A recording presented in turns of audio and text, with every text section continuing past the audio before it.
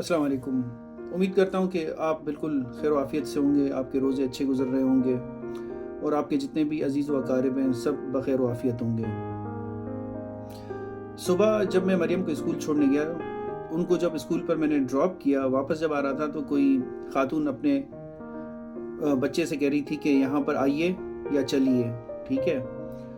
तो ये रवैया मैंने नोट किया और ये नहीं लग रहा था कि ख़ातून किसी ऐसी जगह पर हैं जहाँ पर लोग उन्हें देख रहे हैं तो वो उनको दिखाने के लिए ये वाली जो लैंग्वेज है यूज़ कर रही हैं, अदब व आदाब वाली।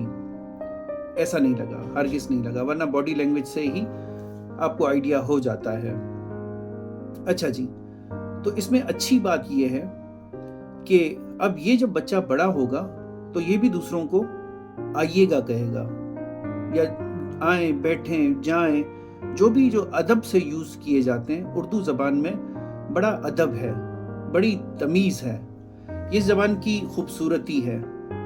तो कहने का मकसद ये है कि ज़बान जो भी हो, तमाम ज़बानों में आप इस तरह के वर्ड्स यूज़ कर सकते हैं। अगर किसी ज़बान में नहीं है तो आप अपने लहजे को मद्धम करके कह सकते हैं, ठीक है? अब जिस तरह मेरी जो ज़बान है, लासी ज़बान, उसमें आपका वर्ड नहीं है, तू का है।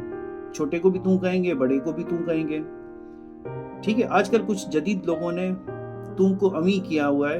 आई डोंट नो कि वो उसकी उसका क्या क्राइटेरिया है, लेकिन मी एंड माई फैमिली हम लोग तू ही कहते हैं।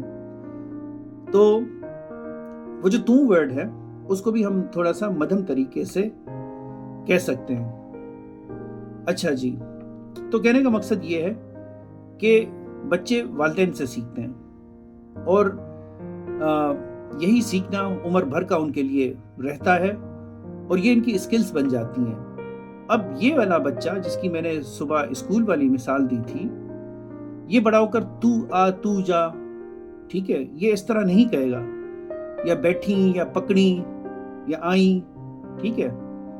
हो सकता है कि किसी लैंग्वेज के ये एलिमेंट्स हों, किसी लैंग्वेज के ये आंसर हों, लेकिन अगर आपने एक ज़बान को इस्तेमाल करना है तो उसको ठीक तरीके से अदब के साथ और तमीज़ के साथ इस्तेमाल किया जाए। इसके साथ ही अपना बहुत सारा ख्याल रखिएगा। आपसे फिर किसी और मौजू पर बात होती है।